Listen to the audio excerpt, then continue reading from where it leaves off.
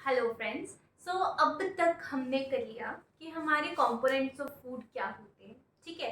Last time हमने क्या किया कि एक टेबल बनाया था, हमने उसमें मेंशन किया था कि कौन कौन सी फूड आइटम्स में प्रोटीन ज़्यादा होते हैं, किसमें फैट्स प्रोमिनेंट होते हैं, ठीक है, और किसमें स्टार्च या कार्बोहाइड्रेट्स होते हैं। उससे आपको स्टार्च का तो पता लग ही गया था कि स्टार्च क्या है। स्टार्च बेसिकली शुगर कंटेंट होता है जो हमारे फूड में होते हैं, जैसे कि ग्लूकोज, गैलेक्टोज, फ्रक्टोज, ये सब होते हैं, सारे शुगर्स हैं। ठीक है। ये कार्बोहाइड्रेट्स होते हैं बेसिकली। ठीक है, तो ये सारी चीज़ें स्टार्च थी। ठीक है। अब हमारा ये जो चैप्टर हमारा खत्म होने वाला है, बहुत ईजी है, कुछ नहीं है बचा इसमें। सिर्फ दो चीज़ें बची है, बैलेंस डाइट और डेफिशिएंसी डिजीजेस। सबसे पहले हम आते हैं बैलेंस डाइट पे। अब बैलेंस डाइट क्या होती है? हमने न्यूट्रिएंट्स करे थे। हमने कौन कौन से न्यूट्रिएंट्स थे? पहला था कार्बोहाइड्रेट्स, या फिर स्टार्च, या फिर शुगर।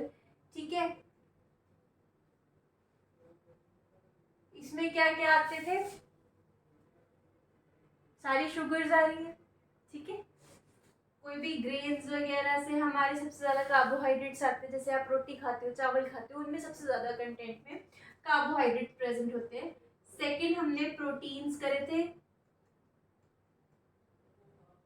ये सारी चीजों के हमने कंफर्मेटरी टेस्ट भी करे हैं, है ना। थर्ड हमने करा था फैट्स। ये तो तीनों हो गए न्यूट्रिएंट्स। इसके अलावा हमारे पास क्या होता है? विटामिन्स। विटामिन्स भी हमने डिटेल में कर लिए, कौन कौन से विटामिन्स होते हैं। ठीक है, उन सब के अलग अलग रोल्स क्या होते हैं हमारी बॉडी में। उसके बाद हमने करा था मिनरल्स। मिनरल्स में मिनरल्स का रोल क्या होता है वो भी कर लिया था। उसके बाद है हमारे पास रफेज। रफेज के अलावा हमने किया था वाटर।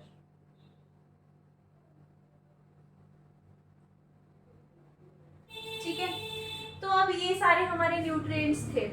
हमने ये भी मार्क कर लिया हमारे टेबल में कि कौन सी फूड आइटम में कार्बोहाइड्रेट ज़्यादा है, कौन सी में प्रोटीन ज़्यादा है, कौन सी में फैट ज़्यादा है, विटामिन कौन कौन से होते हैं, हमें वो भी पता लग गया। ठीक है। अब बैलेंस डाइट क्या होती है?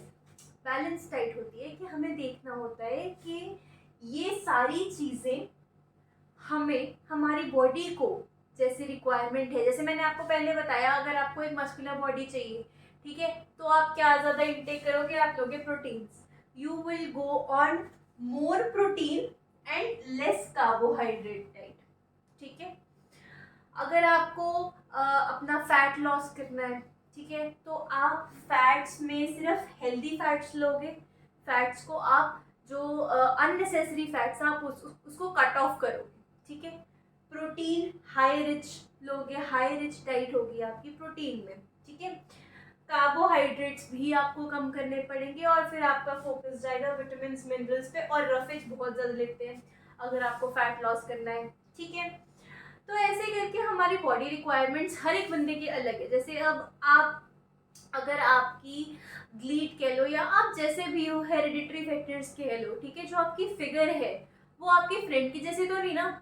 ऐसे हो सकता है कि आप बहुत पतले हो पर आप खाते बहुत ज़्यादा हो। ऐसे भी हो सकता है कि आप खाते बहुत कम हो पर आप मोटे हो। ठीक है।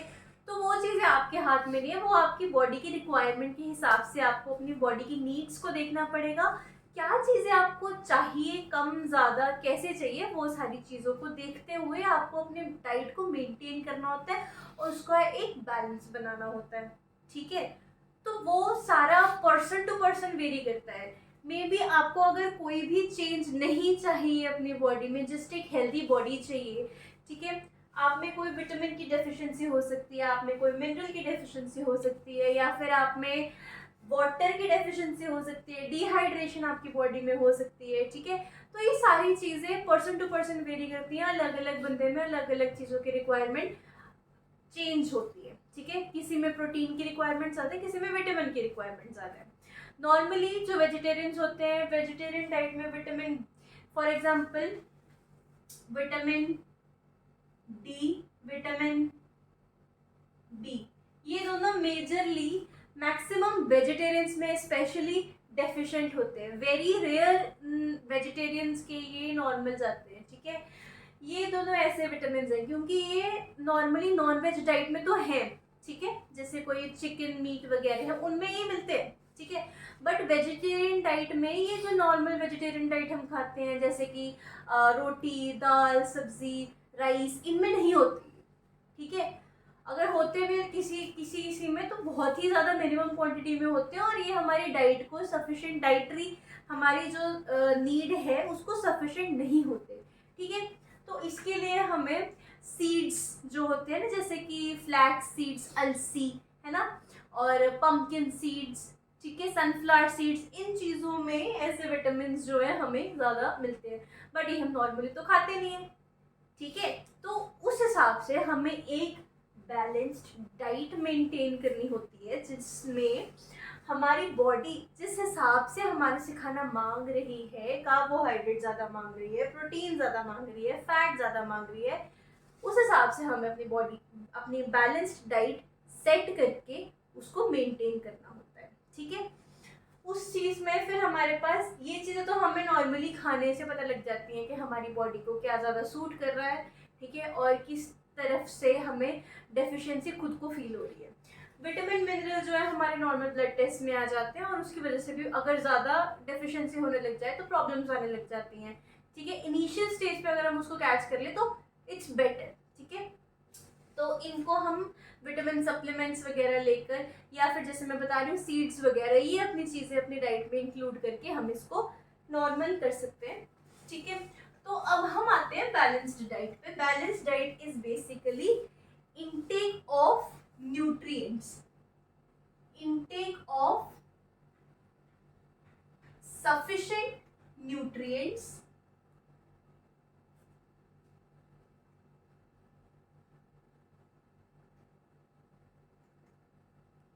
ठीक है, intake of sufficient nutrients as per body's requirement,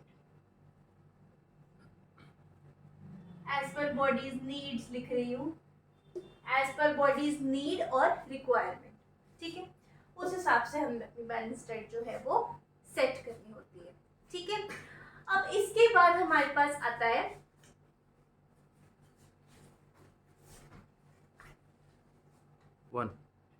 अब इसके बाद हमारे पास आती है जब हमने एक डाइट मेंटेन करनी है, चलो हमने सिलेक्ट कर लिया कि हमने क्या क्या खाना है, ठीक है। हमने सब्जियां लाई, दालें लाई, चावल लाए, जो भी हमने खाना है हम उस चीज़ को लेकर आए, फिर हम उसको क्या करते हैं, वॉश करते हैं, ठीक है। वॉश करने के बाद हम उसको कुक करते हैं। अगर वो कोई सब्जी या फ्रूट्स है, रफेज है, सैलेड है, वॉश करके कुक नहीं करते, ये स्किप करके उसकी पीलिंग करते हैं, है ना। अब ये 3 चीज़ें होती हैं, ठीक है, जब हमने वेजिटेबल्स को बनाना है, उनको खाना है, ठीक है। ऐसे तो नहीं है कि हम मार्केट से ले और खा लिया, ठीक है। बट क्या होता है कि जब हम किसी वेजिटेबल को वॉश कर रहे हैं, वॉश करने में भी हमारे न्यूट्रिएंट्स जो हैं वो धुल जाते हैं साथ में, ठीक है। वॉश करते हैं, उसको अच्छे से साफ करेंगे, उसको रगड़ रगड़ के, ठीक है, मतलब अच्छे से उसको ऐसे करेंगे तो उसमें बहुत सारे न्यूट्रिएंट्स हमारे निकल जाते हैं, ठीक है। और फिर उसके बाद हमारे पास आती है कुकिंग।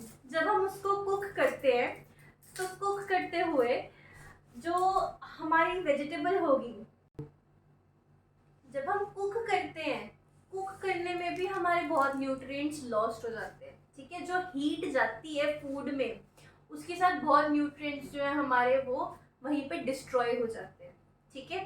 उनकी कोई रिएक्शंस ऐसी हो जाती हैं हीट करने से कि न्यूट्रिएंट्स हमें प्रॉपरली अगर रॉ फॉर्म में जितने मिल रहे हैं उससे बहुत कम मिलते हैं, ठीक है।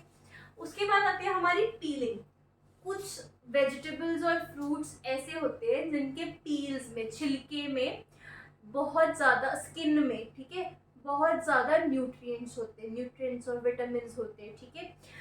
तो इन चीज़ों से हमारे बहुत ज़्यादा न्यूट्रिएंट्स जो हैं वो डिस्ट्रॉय हो जाते हैं, ठीक है। बट अब हमारी हाइजीनिक कंडीशंस की वजह से हमें ये करना तो पड़ता ही है ना। बट ये वैसे बात है कि ये चीज़ें हम खाने के लिए ताकि इजीली डाइजेस्ट हो हमें ये चीज़ें करनी पड़ती हैं, और हमें अंदर कोई इन्फेक्शन ना हो जाए, क्योंकि डस्ट वगैरह पॉल्यूशन बहुत होता है, ठीक है। बट अदरवाइज इन चीज़ों से हमारे न्यूट्रिएंट्स किल होते हैं, ठीक है। और फिर उस हिसाब से हमें अपनी डाइट को मेंटेन करने के लिए हमें ये और फिर खाने पड़ते हैं ताकि हमारी डाइट की सफिशिएंसी हो सके। 1 अब इसमें एक और चीज़ है, हमने यहाँ पे ये चीज़ कर ली है ना, एक विटामिन सी जो होता है उसको आपने कभी कुक किया है? नींबू को या फिर सिट्रस फ्रूट्स को नहीं करते ना, क्योंकि विटामिन सी टोटली डिस्ट्रॉय हो जाता है in case of cooking, totally destroy, कोई फायदा ही नहीं है फिर वो चीज़ खाने का, ठीक है। एक और चीज़ है, अब यहाँ पे एनसीईआरटी में एक एग्जांपल दिया हुआ है, एक बूझो नाम का बच्चा क्या करता है, कुछ नहीं करता है, वो बोलता है कि फैट्स जो हैं, अभी हम जो न्यूट्रिएंट्स करें, कार्बोहाइड्रेट्स, विटामिन, कार्बोहाइड्रेट्स, प्रोटीन्स और फैट्स है ना, जो फैट्स हैं और कार्बोहाइड्रेट्स हैं ये एनर्जी गिविंग फूड्स हैं, ठीक है। अब जो फैट्स हैं वो हमें कार्बोहाइड्रेट से ज़्यादा एनर्जी देते हैं, ठीक है, बट उतनी एनर्जी हमें रिक्वायर्ड होती है? नहीं होती, इतनी एनर्जी भी नहीं होती हमें रिक्वायर्ड, हमें सिर्फ खड़े हुए काम करना है, सारा दिन भागते नहीं रहना है ना। तो बूझो क्या करता है, ये बूझो है, ठीक है, ये क्या करता है, ये अपनी जीभ इसकी है चिटोरी, ठीक है। तो ये बोलता है कि अगर फैट से मुझे ज़्यादा एनर्जी मिल रही है कार्बोहाइड्रेट से, तो मैं फैट डाइट पे ही रहता हूँ, ठीक है। तो ये फैट डाइट पे जाता है। अब फैट डाइट में क्या कहाँ पे जा रहा है, फैट डाइट में इसको क्या लग रहा है, हेल्दी फैट्स नहीं है कंसिडर कर रहा, ये कंसिडर कर रहा है सारे अनहेल्दी फैट्स। उसमें क्या आ रहा है, समोसा, बर्गर, नूडल्स,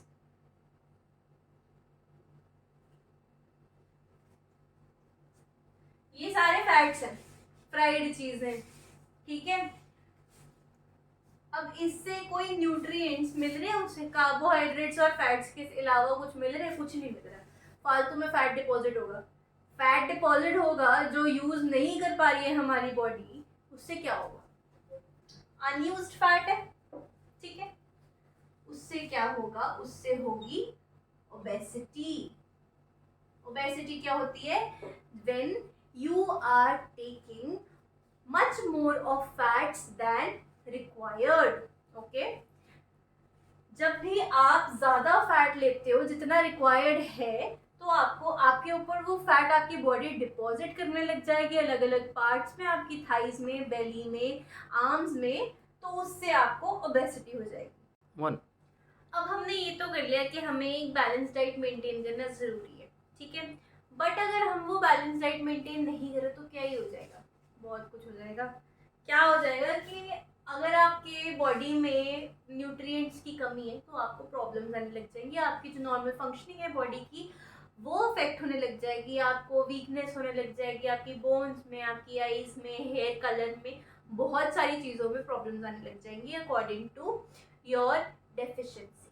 डेफिशिएंसी कैसे होगी, एक पीरियड ऑफ टाइम में, ठीक है, कॉन्टिन्यूसली आपको स्पेसिफिक किसी न्यूट्रिएंट या स्पेसिफिक विटामिन आपकी बॉडी में जा ही नहीं रहा है, ठीक है, रिक्वायर्ड से बहुत ही ज़्यादा कम है ना, तो उससे जो आपका जो डिजीज़ है वो बढ़ता जाएगा और वो फिर प्रॉपरली दिखने लग जाएगा और वो बहुत ज़्यादा प्रॉब्लम करने लग जाएगा, ठीक है। So deficiency diseases are diseases caused by continuous absence of a particular nutrient that is required for your body, but you are not giving it, right? अब अगर आपकी बॉडी में डेफिशिएंसी है प्रोटीन की, तो उससे क्या होगा, प्रोटीन क्या करता है, हमारी बॉडी को रिपेयर करने में हेल्प करता है, ग्रोथ में हेल्प करता है ना। तो सबसे पहला होगा स्टंटेड ग्रोथ, ठीक है, ग्रोथ जो है वो आपकी स्टंट हो जाएगी, रुक जाएगी, प्रॉपरली नहीं हो पाएगी, ठीक है।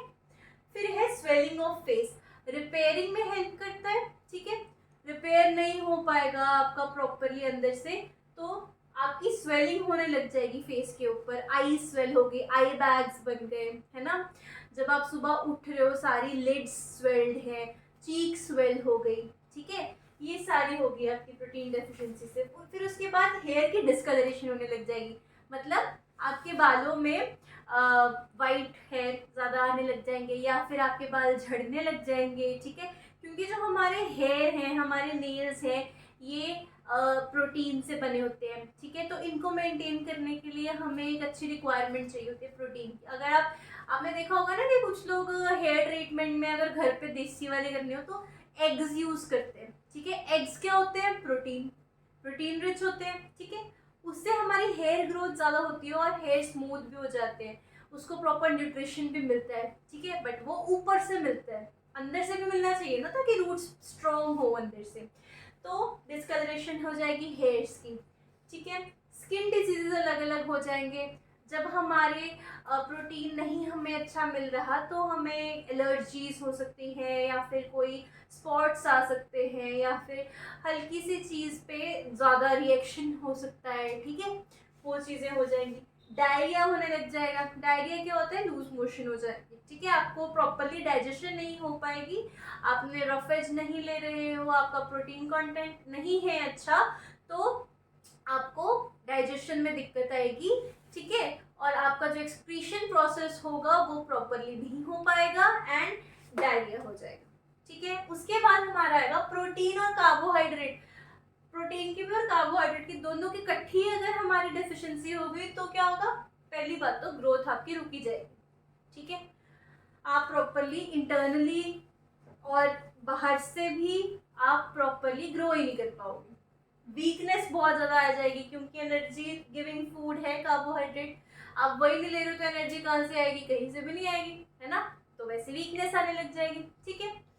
अब अगर आपकी बॉडी में वैसे ये तो चलो हो जाते हैं, कार्बोहाइड्रेट फैट की डेफिशिएंसी नहीं होती है, क्योंकि अगर आप जंक भी खा रहे हो तो कार्बोहाइड्रेट और फैट तो उसमें होता ही होता है, ठीक है।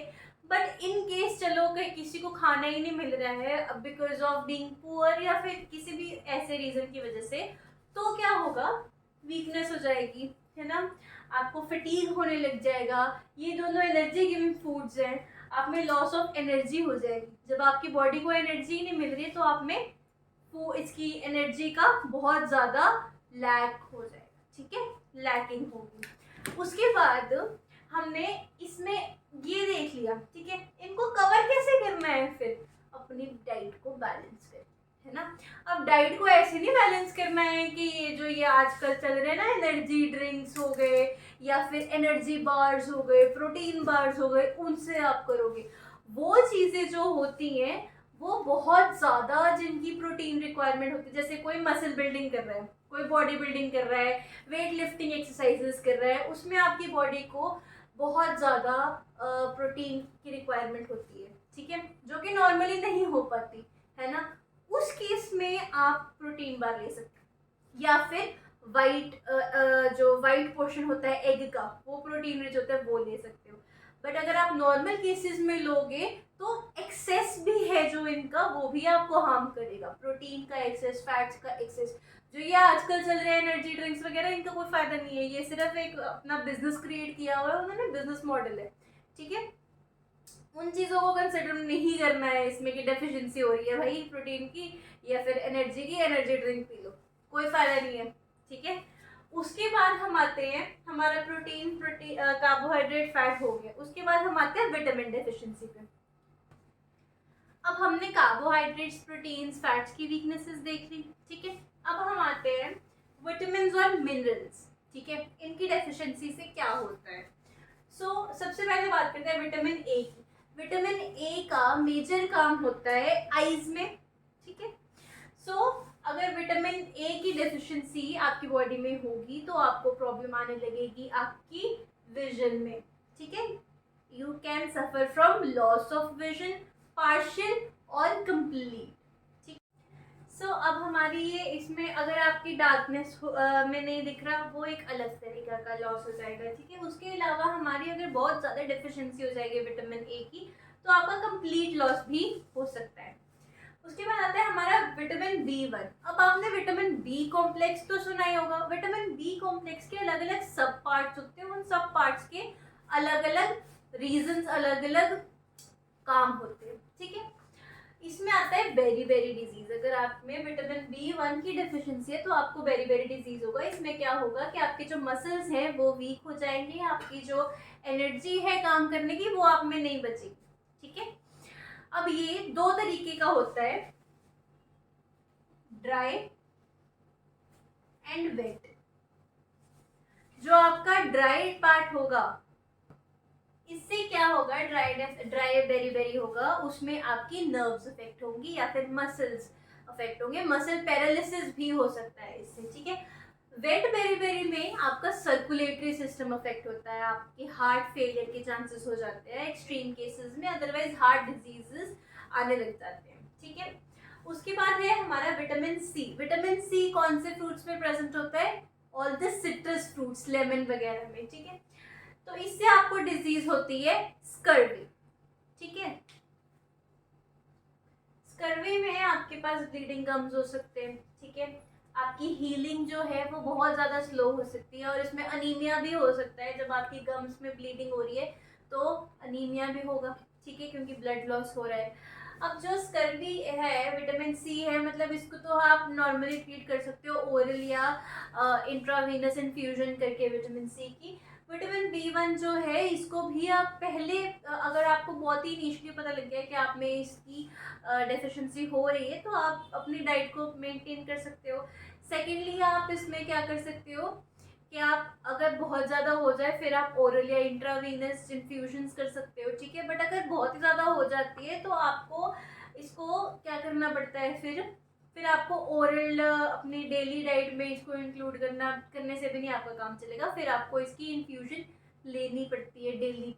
ठीक है, उसके बाद हमारे पास आता है विटामिन डी। इससे क्या होता है, rickets. Rickets basically bone related disease है। विटामिन डी जो है वो हमारे कैल्शियम के साथ काम करता है।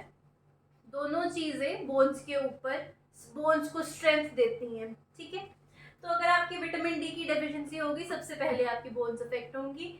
बोन्स अफेक्ट होंगी, रिकेट्स होगा। रिकेट्स से जो है आपकी बोन्स सॉफ्ट और बेंट हो जाएंगी, बहुत इजीली आपकी बोन्स में क्रैक्स पड़ने लग जाते हैं।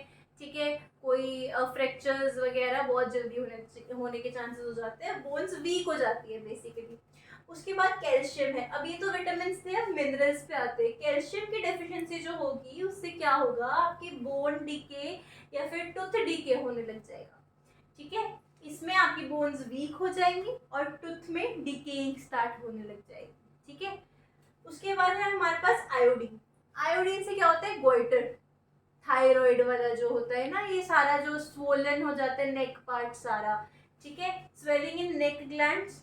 ठीक है, मेंटल डिसेबिलिटी भी आती है अगर बहुत ज़्यादा हो जाए। अब जो नेक है हमारी बिल्कुल हेड के पास है। ठीक है, तो यहाँ से स्वेलिंग होगी तो आपकी नर्व्स वो ब्रेन में भी जा रही है। ठीक है, तो उससे मेंटल डिसेबिलिटी हो जाती है कुछ बच्चों में। ठीक है, फिर हमारे पास आयरन है। आयरन बेसिकली हमारे ब्लड में चाहिए होता है, तो अगर आपके पास आयरन की डेफिशिएंसी होगी तो उससे अनीमिया हो जाएगा।